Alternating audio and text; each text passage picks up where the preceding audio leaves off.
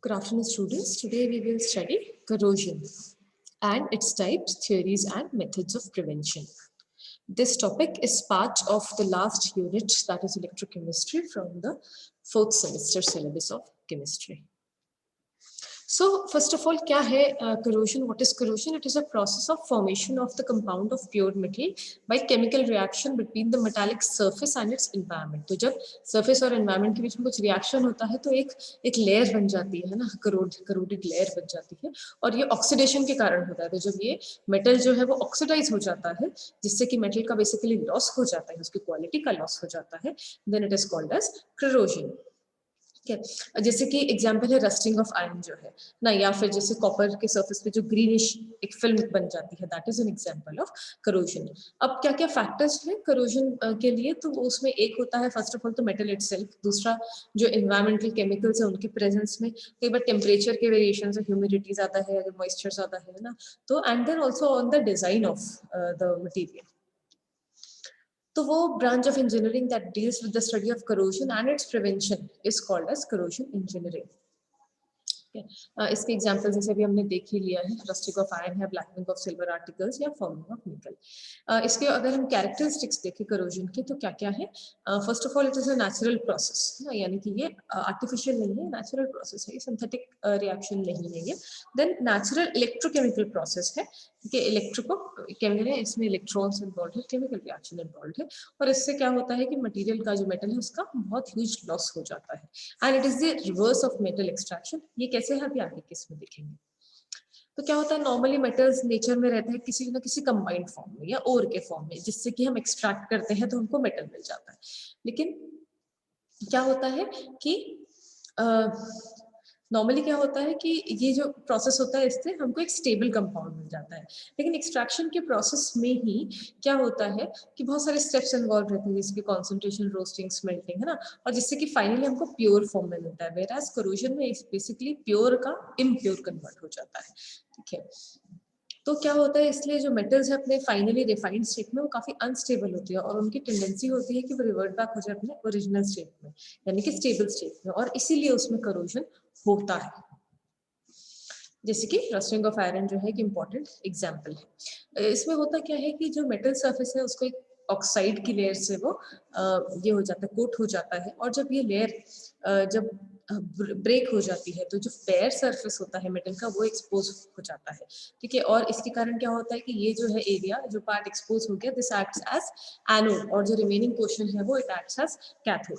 ठीक है, अब क्योंकि मटेरियल जो है वो मीडियम, जो मतलब ये एक्सपोजर टू एटमॉस्फेयर हो गया, तो इसलिए एटमॉस्फेयर में ऑक्सीजन है तो ऑक्सीजन के साथ रिएक्शन होगा, तो क्या होगा कि ऑक्सीजन रिड्यूस होगा, तो एक पोर्शन में जहाँ पे कैथोड जो जहाँ पे रहेगा वहाँ पे रिडक्शन होगा, जहाँ पे एनोड हो जाएगा, जो लेयर एक्सपोज हो गया है वो हो जाएगा एनोड. तो एनोड वाला पार्ट जो रहेगा उसका जो एक्सपोज पार्ट है वो ऑक्सीडेशन होगा, और जो रिमेनिंग पार्ट है वहाँ पे रिडक्शन हो जाएगा. तो अगर हम इसका ओवरऑल रिएक्शन देखें तो यहाँ पे ये दिया हुआ है. तो बेसिकली हमें फेरिक हाइड्रोक्साइड मिलता है, या अगर हम उसको दूसरे फॉर्म में लिखें तो basically it is an iron oxide which is rust. तो ये Fe2O3.NH2O जो है ये रस्ट का फॉर्मूला है.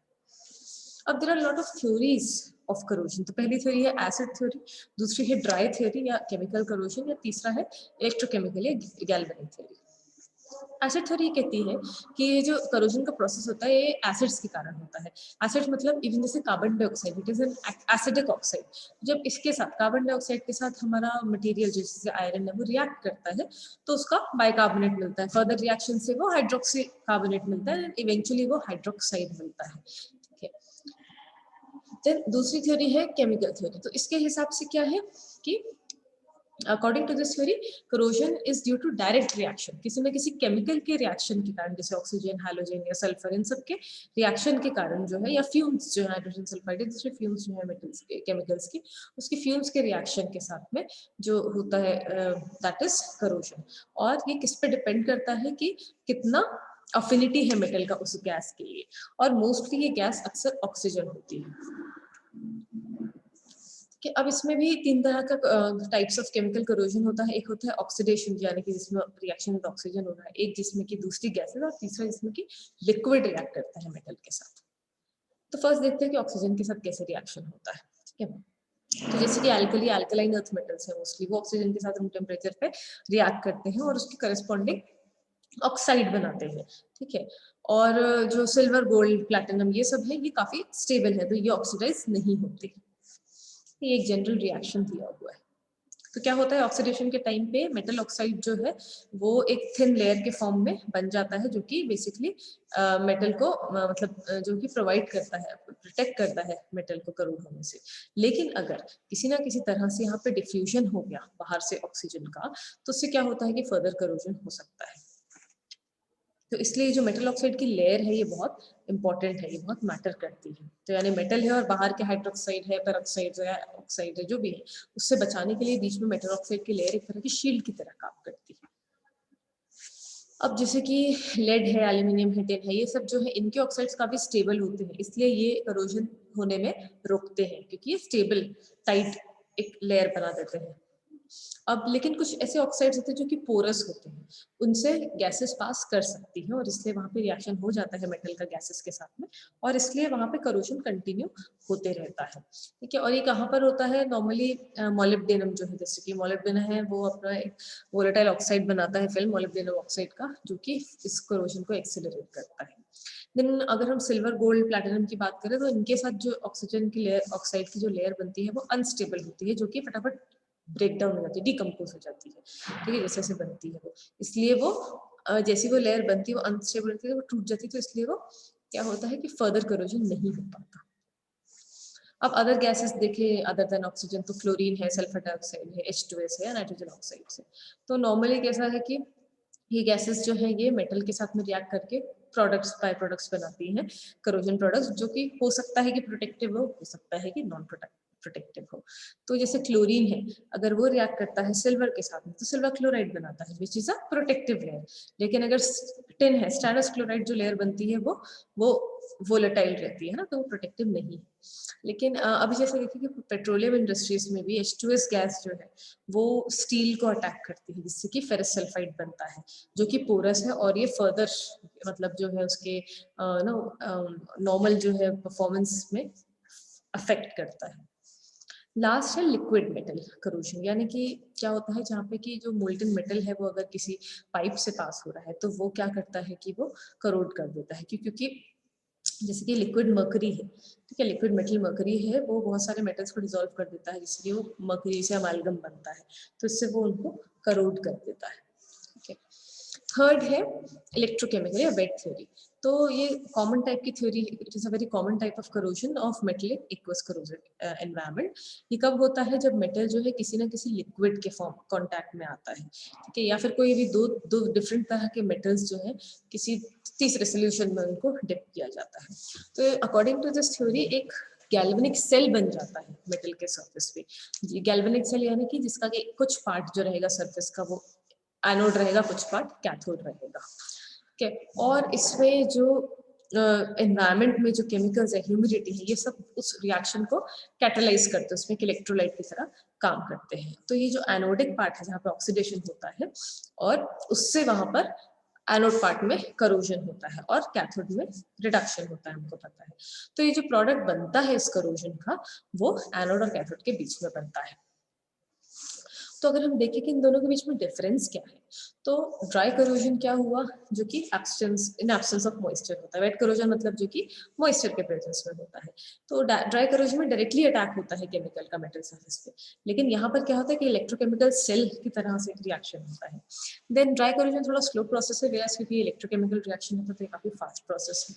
और ड्राई करोजन में जो प्रोडक्ट्स रहते हैं करोजन के वो वहीं पे बनते हैं जहां पर करोजन हो रहा है। लेकिन वेट वाले में जो क्या है कि एनोड वाले पार्ट में, एनोड वाले पार्ट में ही वेट करोजन में प्रोडक्ट बनता है, ठीक है। लेकिन जो मतलब करोजन का जो प्रोसेस होता है वो एनोड में होता है, लेकिन उसका रस्टिंग कहाँ होती है, मतलब जो बनता है प्रोडक्ट वो कहाँ बनता है, कैथोड पे बनता है, ठीक है। और करोजन जो ड्राई करोजन है वो यूनिफॉर्म रहता है, लेकिन वेट करोजन जो रहता है वो डिफर करता है, वो डिपेंड करता है कि एनोडिक पार्ट का साइज कितना है उस पर। अब अगर हम कुछ फैक्टर्स देखें कि क्या फैक्टर्स हैं जो कि करोजन को अफेक्ट करते हैं, तो उसमें बहुत सारे फैक्टर्स हैं।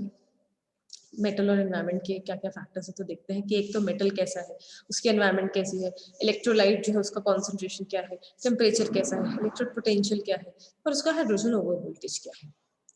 तो अगर हम सबसे पहला देखें कि इम्प्योरिटीज की बात करें, तो इम्प्योरिटीज के साथ में जो करोजन होता है, वो जितनी ज्यादा इम्प्योरिटीज होती है उतनी ज्यादा हमारा करोजन होता है, क्योंकि ये इम्प्योरिटीज ही एक्चुअली हेल्प करती है कि वो एक तरह का सेल वहां पर बन जाए।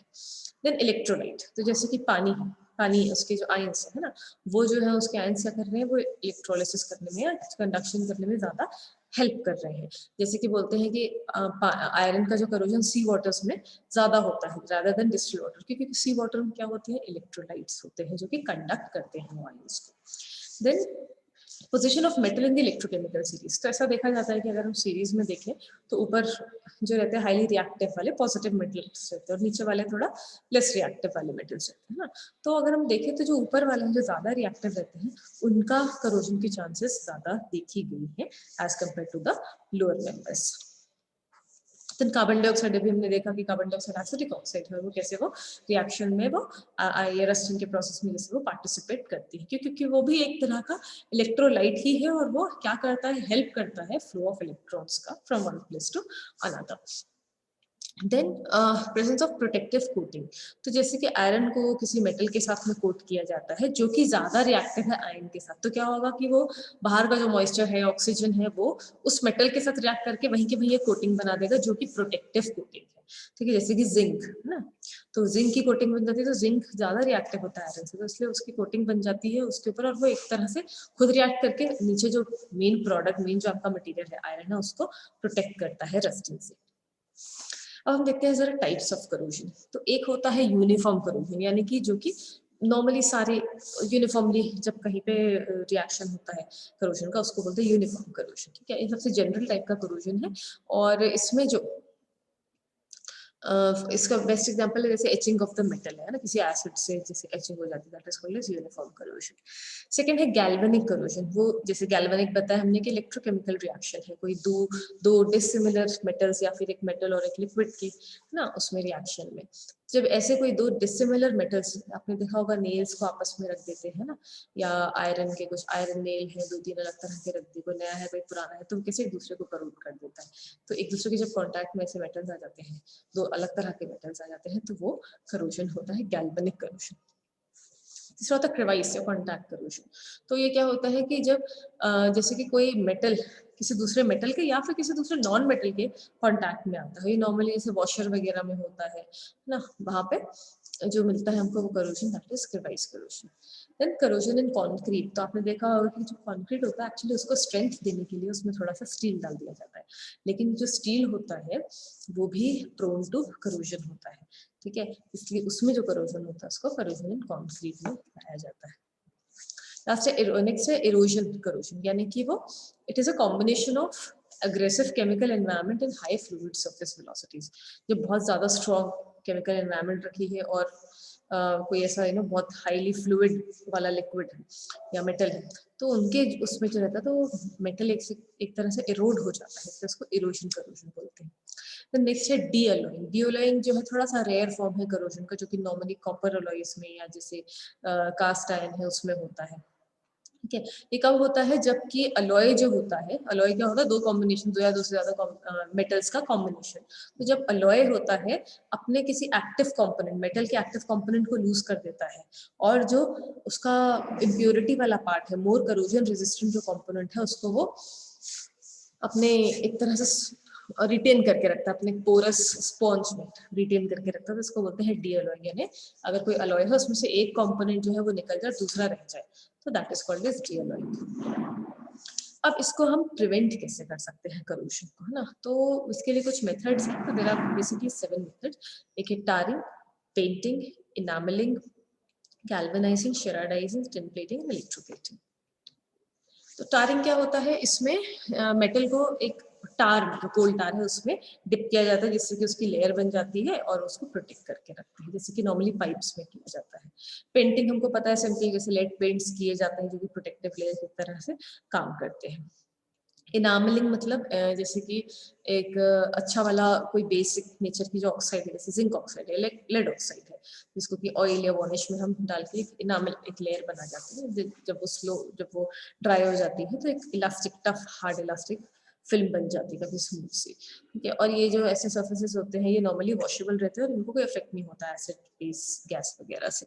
ठीक है, then just a minute. So this was about enameling. Next is galvanizing. Galvanizing मतलब क्या होता है? Depositing a film of zinc on iron or steel surface, that is called as galvanizing. इसमें क्या किया जाता है कि जिस सरफेस को गैल्वेनाइज करना है उसको पहले तो क्लीन किया जाता है ताकि कोई भी फॉरेन मैटर या पार्टिकल्स, डस्ट पार्टिकल्स नहीं है। ठीक है, और कैसे करते हैं क्लीन? किसी एसिड से वॉश करके, या उसके बाद में followed by clean water wash करते हैं। कि देन उसके बाद में उसके सरफेस को ड्राई करते हैं। ड्राई करने के बाद में मोल्टन जिंक में उसको डिप कर देते हैं। तो उससे क्या होता है कि जो जिंक की एक थिन फिल्म है वो उसके ऊपर डिपॉजिट हो जाती है, जो कि प्रोटेक्ट करके रखती है उसको contact from contact with the atmosphere and consequent oxidation. Next is sherardizing. Sherardizing मतलब कि इसमें क्या करते हैं? सबसे पहले इसमें भी जो सरफेस है जिसको करना है शेरेडाइज, उसको क्लीन किया जाता है सारे फॉरेन पार्टिकल से, एसिड में डिसॉल्व, एसिड में वॉश करते हैं, फिर क्लीन वाटर से वॉश करते हैं, फिर ड्राई करते हैं, फिर उसको जिंक डस्ट उसके ऊपर स्प्रिंकल कर देते हैं और फिर उसको एक स्टील बॉक्स में डाल देते हैं एंड देन हीटिंग करने रख देते हैं। हॉट फर्नेस में उसको डाल देते हैं अंडर पर्टिकुलर टेम्परेचर। तो उससे क्या होता है कि जो जिंक की जो डस्ट है वो क्या होता है? मेल्ट हो जाता है एंड देन ये जो मोल्टन जिंक है ये पूरे सरफेस के ऊपर डिजोल्व ये होने लगता है, स्प्रेड होने लगता है ना, डिपॉजिट होने लगता है। और जब ये डिपॉजिट हो जाता है तो जब ठंडा हो जाता है, कूल होने के बाद में थिन प्रोटेक्टिव लेयर बन जाती है। तो शेरेडाइजिंग एक्चुअली बेटर है रादर देन डिपिंग। अगर उसका जिंक डस्ट डाल के उसको टेम्परेचर देके खुद से उसको इमर्स होने दे सरफेस पे मेटल के, तो that is a better method. Then sixth is tin plating. Again इसमें भी सरफेस को क्लीन करते हैं, एसिड वॉश करते हैं, वाटर वॉश करते हैं, ड्राई करते हैं, फिर इसको मोल्टन टिन में डिप कर दिया जाता है जिससे कि एक लेयर टिन की रह जाती बन जाती है। And the last one is electroplating. तो इलेक्ट्रोप्लेटिंग मतलब इलेक्ट्रोलिसिस का इसमें कॉन्सेप्ट यूज किया जाता है जिसमें कि निकल, क्रोमियम, कॉपर या जिंक इन सब की एक लेयर डिपॉजिट की जाती है। ठीक है, और जिस सरफेस को हमको करना है इलेक्ट्रोप्लेट उसको कैथोड बनाते हैं, और जिसका करना है क्योंकि उसका ऑक्सीडेशन होगा मेटल का तो उसका एनोड बनाते हैं। तो क्या होगा? एनोड इसमें क्या हो जाएगा? एग्जॉस्ट हो जाएगा, एनोड का जो रॉड खत्म होकर वो धीरे धीरे जो हमारा कैथोड है यानी जो मेटल सरफेस उस पर डिपॉजिट हो जाएगा। So this is electroplating. So students, this is pretty much about corrosion. Thank you.